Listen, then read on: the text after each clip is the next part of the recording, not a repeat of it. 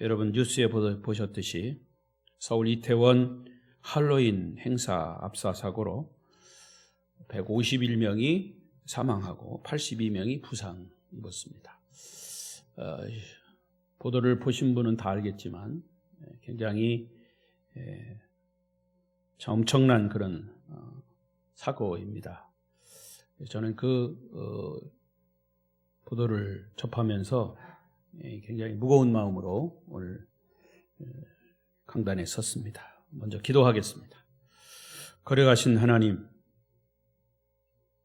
하루아침에도 어떤 일이 일어날지 모르는 우리의 일상생활을 살고 있습니다. 서울에서이지만 이렇게 젊은 사람들이 한 행사에 참여해서 큰 사망자와 부상자가 생기는 엄청난 사고를 당했습니다. 그 유족과 또 부모님, 그 자녀들 하나님께서 위로해 주시고 이 국가적인 어떤 재난에 우리가 다 마음 아파하며 먼저 하나님 앞에 예배할 때 이렇게 기도하오니 긍휼히 여겨 주시옵소서. 이 나라 이 백성을 불쌍히 여겨 주시고 대통령을 비롯해서 나라를 이끌어가는 사람들에게 지혜를 주셔서 또한 이 사고가 잘 마무리될 수 있도록 하나님께서 함께 하시고 자녀를 잃은 그 부모의 그 유족들의 마음을 또한 위로해 주셔서 하나님이 함께 하심으로 이 어려운 그런 재난이 잘 회복될 수 있도록 은총을 베풀어 주시옵소서. 또 이 시간 부족한 종이 말씀을 들고 섰사오니 성령으로 함께 하시고 우리 성도들의 마음에 하나님의 말씀이 거룩한 주의 음성으로 들려지는 이 한 시간이 되게 하여 주시옵소서. 예수님의 이름으로 기도하옵나이다. 아멘. 그럼에도 불구하고 여러분 한 주간 평안하셨습니까? 오늘 예배 날의 자리에 나오신 여러분을 축복합니다. 또 옆 사람과 인사하십시다. 오늘도 만나서 반갑습니다. 잘 오셨습니다. 은혜 많이 받으세요. 감고사축 감사합니다. 고맙습니다. 사랑합니다. 축복합니다. 비대면 영상으로 예배하시는 분들 가운데도 하나님의 말씀에 큰 은혜가 임하시기를 바랍니다. 자, 우리가 이렇게 하루가 지나고 또 새 아침이 되면 평안하셨습니까? 안녕하십니까? 이런 인사를 합니다. 정말 평소에는 잘 몰라도 이런 사건 사고를 대하면 우리가 살아있다고 하는 것, 또 하나님을 예배하는 것, 이것이 얼마나 귀한 일인지를 다시 한번 깨닫게 됩니다. 또 지난주에는 저 충북에서 또 지진이 있었죠. 이렇게 한 주간 동안 여러 가지 사건 사고가 있었고 이것이 우리와 무관한 게 아니라 우리의 생활 속에서 일어나는 일들이다, 이런 생각을 합니다. 자, 오늘 저는 요한복음을 계속 설교하면서 하나된 공동체, 다 같이 해볼까요? 하나된 교회 공동체. 한 번 더, 하나된 교회 공동체. 예수님은 이 세상에 오셔서 능력의 말씀을 전파하셨습니다. 우리를 구원하시기 위한 복음을 전하신 거죠. 근데 그 중에서 예수님의 말씀을 종합해서 핵심적인 말씀을 보면 특별히 반복해서 강조하신 주제가 있습니다. 그것은 하나님과 나는 하나다. 하나님과 예수님은 하나다라는 말씀을 하셨어요. 그래서 오늘 본문은 사실은 우리가 믿는 성부, 성자, 성령, 삼위일체 하나님, 여러분 성부, 성자, 성령, 삼위일체 하나님을 믿습니까?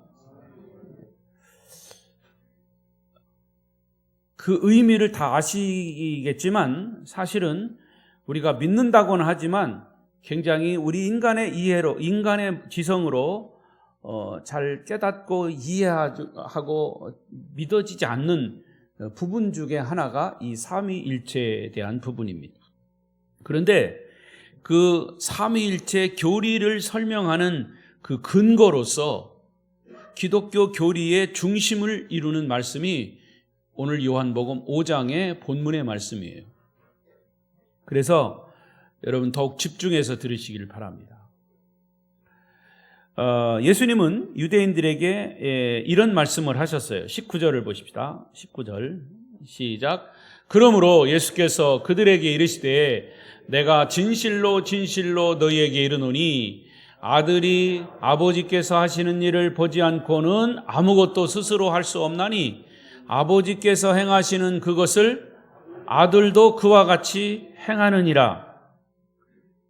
이것은 하나님 아버지가 하는 것은 나도 하고 결국에는 하나님과 나와는 하나다라고 하는 그런 말씀을 하신 거예요. 근데 유대인들은 이 하나님을 모독하는 발언이기 때문에 사실은 이 말씀에 근거해서 예수를 고발해가지고 십자가에 못 박아 죽게 한 겁니다. 그 당시에 하나님은 모든 사람들에게 함부로 하나님이라고 하는 이름 자체를, 단어 자체를 함부로 입 밖에 내지 못합니다. 근데 예수라고 하는 젊은 청년이 자기가 메시아라고, 자기가 구원자라고, 자기가 하나님의 아들이라고, 자기는 하나님이라고 이렇게 공공연하게 사람들에게 이야기할 때 유대인들이 들을 때는 굉장히 하나님을 모독하는 소리로 들린 겁니다. 그러나 여러분, 우리 기독교의 교리, 진리 중에서 삼위일체 진리가 이 말씀에 근거한다는 사실을 여러분 꼭 기억하셔야 합니다. 그래서 이 말씀이 중요한 거예요. 그래서 첫 번째는 아버지와 아들의 진정한 관계는 하나의 관계, 일치와 투명한 관계이다. 하나님 아버지와 아들 예수님의 관계는 서로 하나 되는 관계예요. 그래서 숨길 것이 없는 유리처럼 투명하고 맑은 그런 관계입니다. 그래서 아버지의 뜻이 아들에게 그대로 잘 전달이 돼서 아무런 차질이 없이 아버지의 뜻이 아들에게 차질 없이 진행되도록 그렇게 되어 있습니다. 그것이 하나님과 나와는 하나다라고 하는 말씀에 근거하는 거죠. 근데 우리 사람들은요, 이 말씀을 보면서 아들 예수가 혼자서는 아무것도 할 수 없고 아버지 하나님이 하시는 일을 그대로 한다라고 하는 말을 잘 이해하지 못합니다.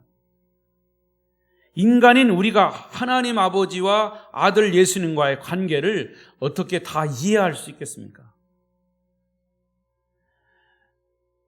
요즘 가정마다 다는 아니지만 아버지와 아들이 좋은 관계의 가정도 있지만 사실은 많은 가정의 부자지간이 부모와 자녀 간에 깨지는 그런 것을 볼 수 있습니다.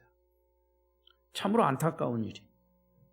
물론 아버지를 존경하고 부모님의 뜻을 잘 따르는 자녀가 있는 가정도 있습니다. 하지만 자녀들이 사춘기를 지나면서 보편적으로 부모에게 반항하고 대드는 것이 요즘 시대의 자녀들이에요.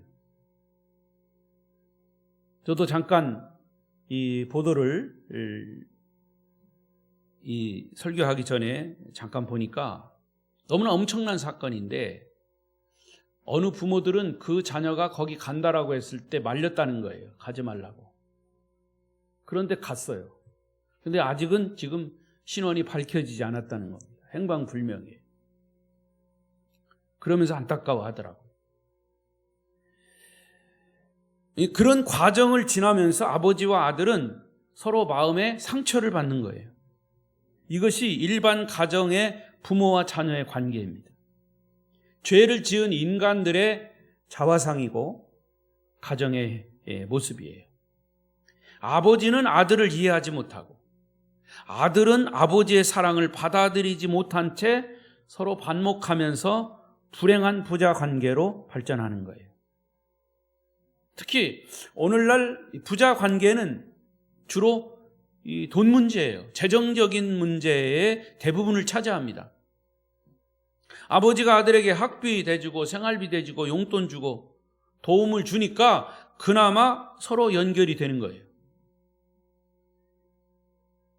돈깨나 있는 가정의 자녀들은, 성급한 어떤 자녀 아들들은 아버지 유산을 미리 달라고 윽박지릅니다. 돈싸움만 한 거예요. 그런 부자지간의 대표적인 예가 성경에 나오는 탕자 이야기입니다.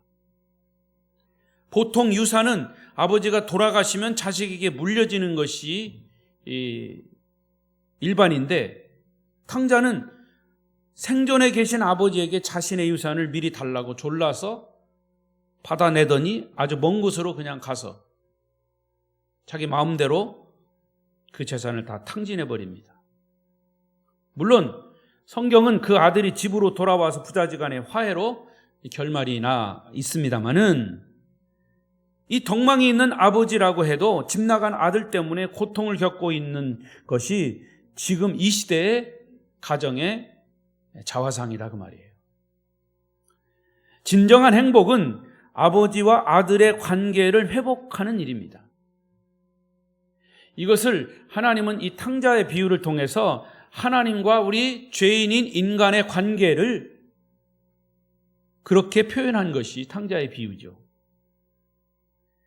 한 가정의 부자 관계가 일치하고 투명해지면 그 가정의 구원이, 기쁨이, 축복이 그 가정에 임하게 되는 거죠. 하나님 아버지와 아들 예수님과의 관계는 우리가 이 세상에서 흔히 볼 수 있는 그런 부자 관계와는 전혀 다른 관계예요. 우리가 이 부분을 이해해야 합니다. 어느 날 예수님이 제자 빌립의 질문을 받습니다.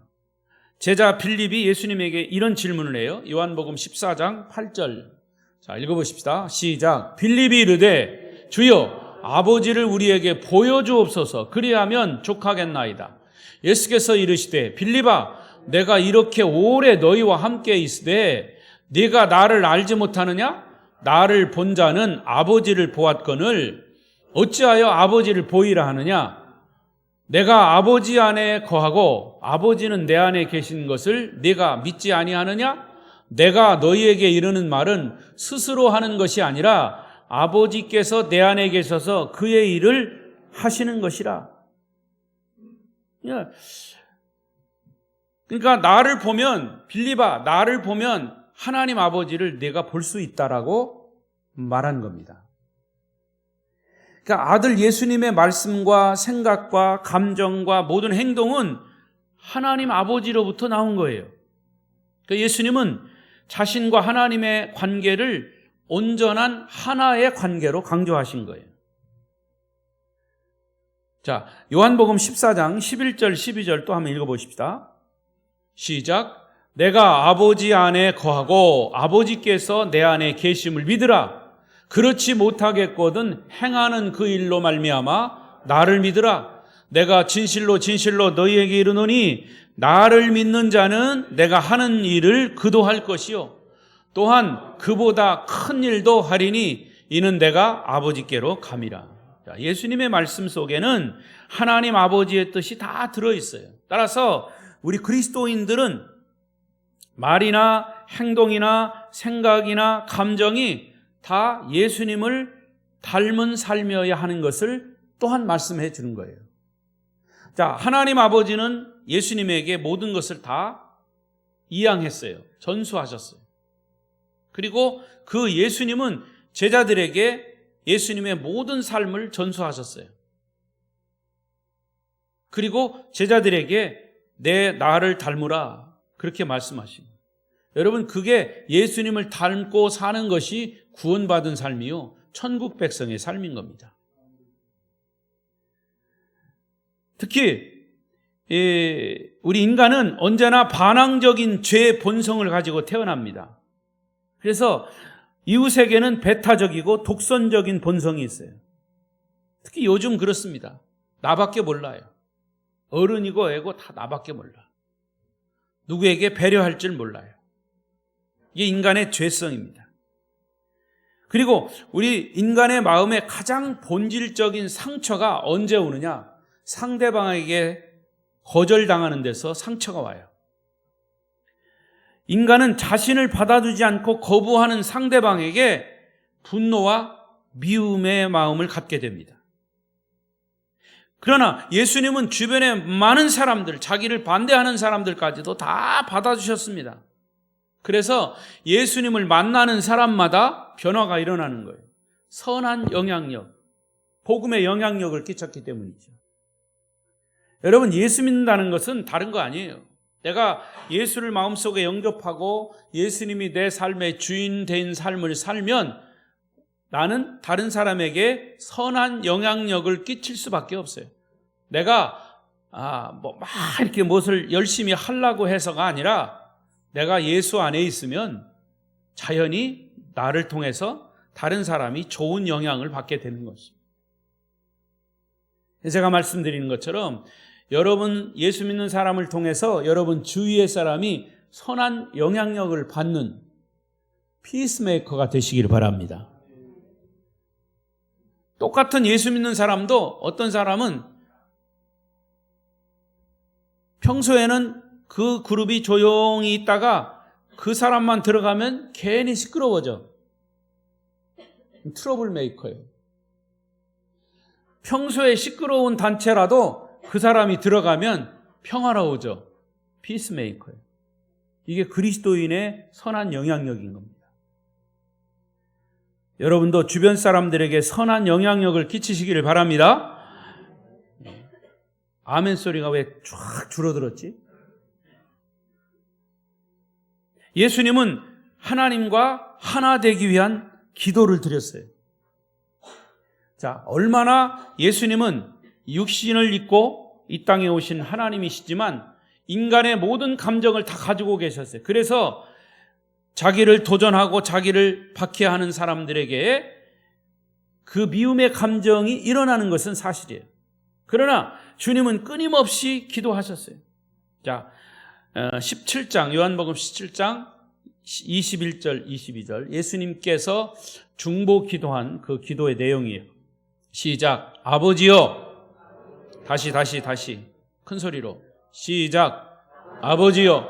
아버지께서 내 안에 내가 아버지 안에 있는 것 같이 그들도 다 하나가 되어 우리 안에 있게 하사 세상으로 아버지께서 나를 보내신 것을 믿게 하옵소서. 내게 주신 영광을 내가 그들에게 주었사오니 이는 우리가 하나가 되게 하려 함이니이다.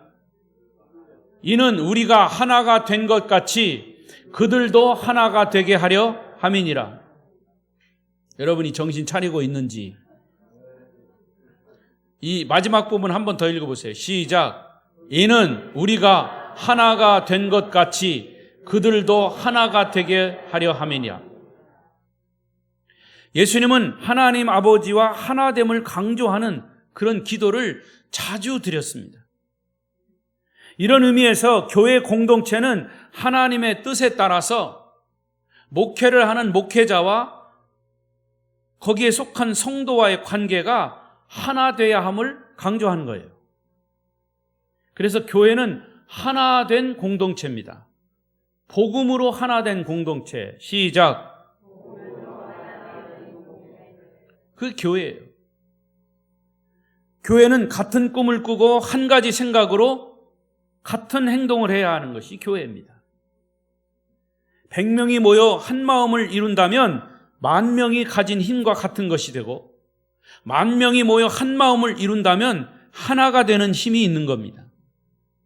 우리 아름다운 교회 모든 성도는 한 마음 한 뜻으로 주님을 섬기는 교회 공동체가 되기를 축복합니다. 두 번째로 아버지와 아들의 진정한 관계는 부활 능력의 전수입니다. 부활 능력의 전수. 21절을 보십시다. 21절, 본문이 21절이에요.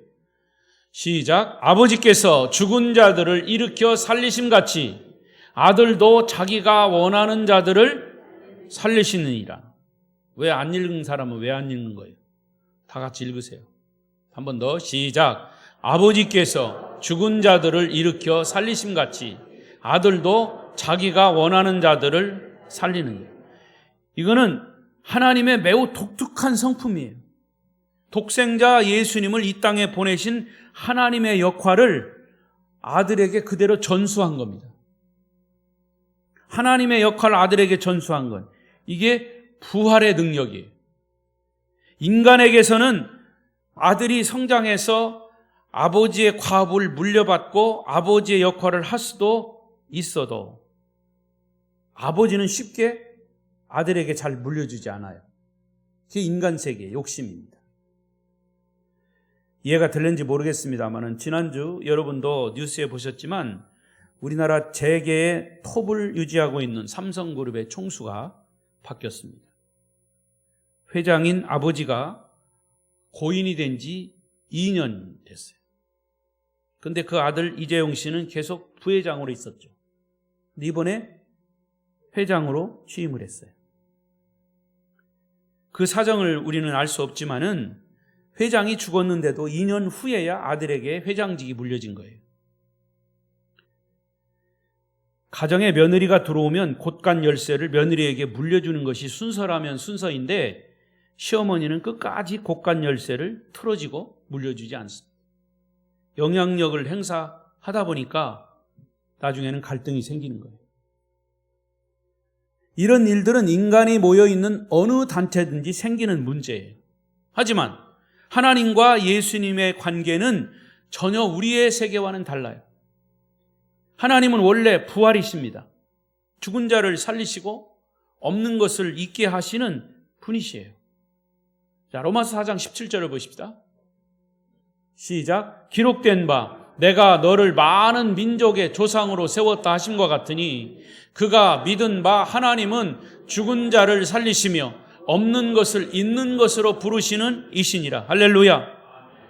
이 말씀에 맞는 예가 아브라함의 예예요. 하나님은 아브라함에게 100세 아들을 주시겠다고 약속하시고 우리 인간이 도저히 이해할 수 없는 의학적으로 생물학적으로 임신할 수 없는 사라에게 아기를 잉태케 하셨어요. 나이가 90세 된 사라가 임신이 가능했던 이유는 하나님은 부활이시기 때문에 하나님이 잉태케 하신 겁니다. 자, 이어서 로마서 4장 19절 시작. 그가 100세나 되어 자기 몸이 죽은 것 같고 사라 태가 죽은 것 같음을 알고도 믿음이 약하여지지 아니하고 믿음이 없어 하나님의 약속을 의심하지 않고 믿음으로 견고하여져서 하나님께 영광을 돌리며 부활이신 하나님은 늙은 사라의 태의 아기를 잉태케 하는 복을 주신 거예요. 하나님은 불가능을 가능으로 바꾸시는 능력이시고 부활의 생명이심을 믿습니다. 이어서 보겠습니다. 히브리서 11장 17절 시작. 아브라함은 시험을 받을 때에 믿음으로 이삭을 드렸으니 그는 약속들을 받은 자로 돼 그 외아들을 드렸느니라. 그에게 이미 말씀하시기를 내 자손이라 칭할 자는 이삭으로 말미암음이라 하셨으니 그가 하나님이 능히 이삭을 죽은 자 가운데서 다시 살리실 줄로 생각한지라. 비유컨대 그를 죽은 자 가운데서 도로 받은 것이니라. 아브라함은 이삭 때문에 도저히 불가능한 상황에서 생명을 얻는 상황입니다. 하나님이 이삭을 번제로 바치라고 했을 때 그는 하나님이 다시 이삭을 살리실 거야 라고 믿었다는 거예요. 여러분, 예수를 믿는 우리는 부활신앙이 있기 때문에 죽어도 다시 사는 겁니다. 이런 믿음 때문에 인생의 어떤 고난이나 절망도 충분히 이겨낼 수 있는 거예요. 죽어도 다시 산다 그러니까 이만희처럼 죽었다가 다시 인간으로 사는다는 그런 의미가 아니잖아요. 부활은 예수 그리스도의 부활이에요. 육신은 죽었지만 그 영혼은 다시 사는 거예요. 그러나 예수님의 부활은 영화로운 부활이에요. 다시 육신으로 살았지만 닫혀있는 문을 뚫고 들어갈 수 있는 그런 영화로운 몸으로 부활하신 거예요. 그것을 부활의 모델로 보여주신 거예요. 우리는 그런 부활이 우리에게도 있다는 거죠. 그 예수를 믿는 자들에게. 할렐루야. 예수님이 인간을 구원하시기 위해 육신을 입고 이 땅에 오셨을 때 하나님은 이미 부활의 능력을 예수님에게 물려주신 거예요. 그게 아버지와 아들 사이에 신뢰 관계가 형성이 된 겁니다. 여러분, 인간 관계에서 신뢰 관계가 형성되지 않는 이유가 뭡니까? 서로 자기가 주인 되려고 하기 때문이에요. 자기가 상대를 주인처럼 조종하려고 하기 때문이에요. 때로는 대리인까지 내세워가지고 상대방을 조종합니다. 이런 행동을 하면 처음에는 관계가 좋다가도 나중에는 그 신뢰관계가 깨지고 결국 다 같이 망하는 거예요. 그러나 하나님은 부활의 능력이 어떤 조종되거나 대리인을 내세워 조종하시는 것이 아니라 그 모든 것을 전적으로 예수님에게 물려주셨기 때문에 아버지와 아들의 관계는 철저히 신뢰관계가 형성이 된 겁니다. 그래서 예수님이 이렇게 말씀하셨어요. 요한복음 11장 25절 시작. 예수께서 이르시되 나는 부활이요 생명이니 나를 믿는 자는 죽어도 살겠고, 이런 선언을 하신 거예요. 그래서 예수님이 병자를 치유하시고 죽은 자를 살리시고 귀신을 쫓아내는 능력은 하나님 아버지에게 부활의 능력을 그대로 전수받았기 때문입니다. 따라서 여러분 모두는 예수 그리스도를 믿고 주님 안에 있으심으로 말미암아 주님의 부활과 기적의 능력을 여러분 스스로도 체험할 수 있기를 축복합니다. 마지막 세 번째로, 아버지와 아들의 관계는 심판 권리의 전수입니다. 22절 3절을 보십시다.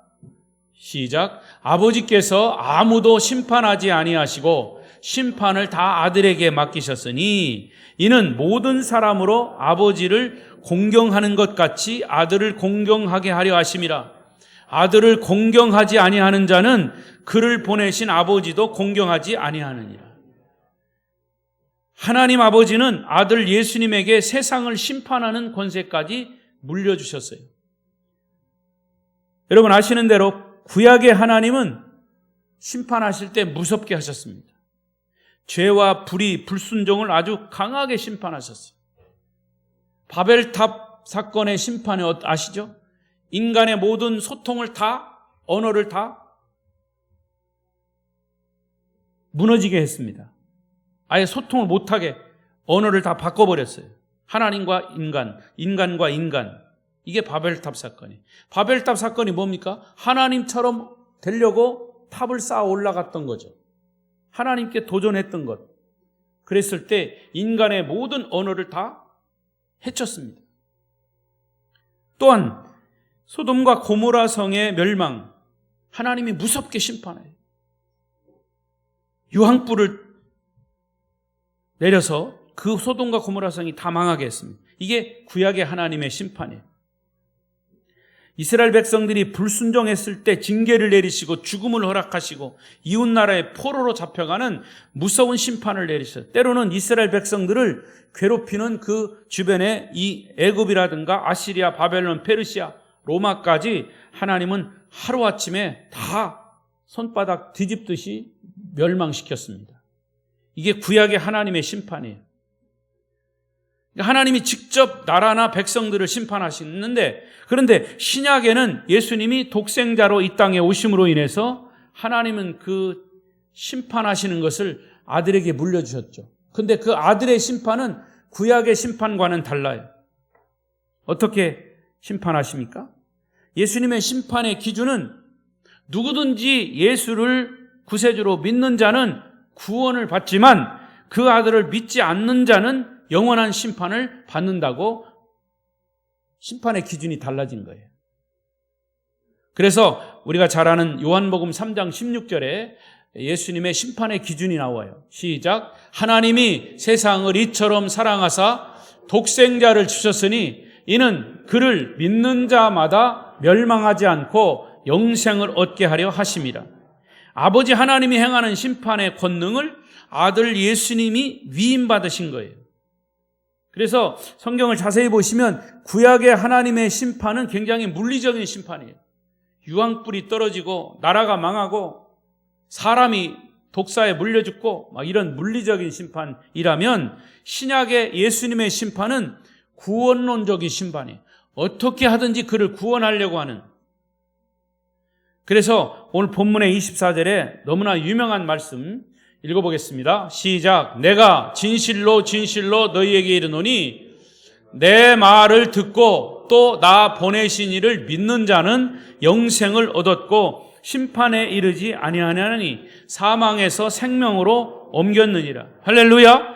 예수님이 행하시는 심판의 기준은 누구든지 내 말을 듣고 나 보내신 이를 믿는 사람. 이게 믿는 자의 결과는 영생을 얻는 것이고, 그것을 믿지 않는 자는 영벌을 받는 것이에요. 그래서 영생을 얻고 심판에 이르지 아니하는 것, 믿는 자. 사망에서 생명으로 옮겨지는 것. 이게 예수님의 심판의 기준이죠. 여러분, 이 세상에는요, 수많은 종류의 신들이 있습니다. 알라도 있고 부처도 있고 마호멧, 산에 있는 신, 바다에 있는 신, 온갖 잡신들이, 일본 사람들이 믿는 신의 종류가 몇 개인 줄 아십니까? 뭐 알 필요도 없겠지만 약 800만 개라고 합니다. 일본 사람들이 믿는 신이 800만 개, 800개도 아니고 800만 개. 이런 신을 믿는 거예요. 아무 신이나 하나 얻어 걸리겠지, 이런 식이죠. 그러나 하나님은, 이 세상을 창조하신 하나님, 우리를 구원하신 분은 오직 한 분 하나님, 오직 예수 그리스도이심을 믿습니다. 예수 그리스도는 육신을 입으신 하나님이시요. 이 세상에 많은 사람이 범신론을 믿고 대부분 하나님은 있다고 얘기합니다. 그러나 예수님이 하나님의 아들이라고 하는 사실을 말하면 사람들은 얼굴색부터 달라져요. 네가 믿는 하나님이나 내가 믿는 부처나 다 똑같아. 결국에는 다 똑같아져. 이렇게 얘기합니다. 여러분, 사도 바울이 그런 사람이었어요. 구약의 하나님을 믿었죠. 그런데 어느 날 예수라고 하는 청년이 나타나서 자기가 구세주라고 하는데 그 예수 믿는 사람들이 점점 많아진다라고 하는 이야기를 듣고 울분이 생겼어요. 그래서 이 예루살렘 공회에 이런 심판권, 체포권을 가진 거기에 영장을 받아가지고 다메섹으로 가던 중이었어요. 그때 다메섹 도상에서 예수님을 만나죠. 그때 사도 바울은 눈이 멀고 자기를 이렇게 만든 사람에게 묻습니다. 당신은 누구십니까? 그때 사도 바울은 뭐라고 얘기합니까? 나는 네가 핍박하는, 박해하는 예수다 그래요. 그러니까 결국에는 예수 믿는 사람들을 박해한, 이 박해는 예수를 박해한 거예요. 사실은 사도 바울은 하나님을 믿는 사람이었어요. 그가 예수 그리스도가 하나님이시고 구세주인 것을 깨닫지 못했던 거죠. 그때 예수를 그가 만나고 다시 이제 그때부터 삶이 바뀝니다. 인생의 터닝 포인트이 된 거예요. 전환점이 된 거예요. 그러니까 여러분, 사람들이 그렇게 해요. 하나님을 다, 나도 하나님 믿어. 네가 믿는 하나님 다 같이 믿는 거야. 같은 하나님이 아니에요. 그 하나님이 우리에게 구원의 길을 열어주신 것이 복음이에요. 그게 예수 그리스도를 통한 구원이죠. 할렐루야. 그것이 하나님에게서 예수님에게 그대로 전수된 겁니다. 그래서 25절을 읽어보세요. 25절 시작. 진실로 진실로 너희에게 이르노니 죽은 자들이 하나님의 아들의 음성을 들을 때가 오나니 곧 이때라. 듣는 자는 살아나리라. 하나님의 아들의 음성, 그 음성은 지금 우리가 듣는 주님의 음성은 뭡니까? 복음이에요. 복음을 듣는 자들은 다 살아나는 거예요. 생명을 얻는 거예요. 그래서 예수님의 심판의 기준은 하나님의 아들의 음성을 듣는 사람, 이것이 예수님의 심판의 기준이에요. 여러분 모두는 이 예수님의 심판의 기준인 하나님의 아들 예수 그리스도의 음성, 이 복음을 들을 수 있기를 축복합니다. 계속 보겠습니다. 26절 9절 오늘 본문의 6절 시작. 아버지께서 자기 속에 생명이 있음같이 아들에게도 생명을 주어 그 속에 있게 하셨고 또 인자됨으로 말미암아 심판하는 권한을 주셨느니라. 이를 놀랍게 여기지 말라. 무덤 속에 있는 자는 다 그의 음성을 들을 때가 오나니 선한 일을 행한 자는 생명의 부활로, 악한 일을 행한 자는 심판의 부활로 나오리라. 이 말씀은 아버지 하나님과 아들 예수님의 진정한 관계를 딱 한 문장으로 정리해 놓은 거예요. 여러분, 하나님과 예수님은 한 분이세요. 사람들은 어떻게 아버지와 아들이 하나가 될 수 있냐? 아버지는 아버지고 아들은 아들이지 라고 말하지만, 그러나 이 부분을 우리가 믿음으로 받아들이지 않으면 구원도 은혜도 천국도 깨닫지 못하게 되는 거죠. 하나님 아버지의 영광이 아들 예수님의 영광으로, 아버지의 존경이 아들의 존경으로 이양되고 물려지고 전수되었음을 우리가 이 말씀에서 알 수 있어요. 그런데 더더욱 중요한 것은 그 예수님에게 이양된 그것이 우리들에게 직접적인 영향이 있다는 거죠. 그래서 17장, 요한복음 17장 21절 22절 또 보겠습니다. 시작. 아버지여, 아버지께서 내 안에, 내가 아버지 안에 있는 것 같이 그들도 다 하나가 되어 우리 안에 있게 하사 세상으로 아버지께서 나를 보내신 것을 믿게 하옵소서. 내게 주신 영광을 내가 그들에게 주었사오니 이는 우리가 하나가 된 것 같이 그들도 하나가 되게 하려 함이니. 오늘 이 말씀은 결론입니다. 그리고 저와 여러분에게 직접 관련된 말씀이에요. 요한복음 17장은 예수님이 우리를 위한 중보 기도의 중요한 기도장입니다. 17장. 모든 인류가 한 마음이 돼서 구원받기를 소망하는 중보 기도문이에요. 보세요. 아버지여, 아버지께서 내 안에, 내가 아버지 안에 있는 것 같이, 이미 하나님 아버지와 아들 예수와는 하나라는 것을 거기서 말하는 거고요. 또 그들도 다 하나가 되어 우리 안에 있게 하사. 그들은 누구예요? 저와 여러분이 예수 믿는 사람들. 예수 믿는 사람들이 다 하나님과 예수님 안에서 하나 되기를 원하시는 기도예요. 이게 예수님의 원하시는, 소원하시는 거예요. 여러분 모두가 예수님 안에 있기를 바랍니다. 하나님 안에 있기를 바랍니다. 그리고 세상으로 아버지께서 나를 보내신 것을 믿게 하옵소서. 세상으로 아버지께서 나를 보내신 것. 하나님이 예수를 이 세상에 보내셨죠. 왜 보내셨어요? 왜 보내셨어요? 우리를 구원하시기 위해서. 그거를 어떻게 하라고 그랬어요? 믿게. 많은 사람들이 예수가 이 땅에 보내신 것을 믿게 하옵소서. 그렇게 예수님이 기도하시는 거예요.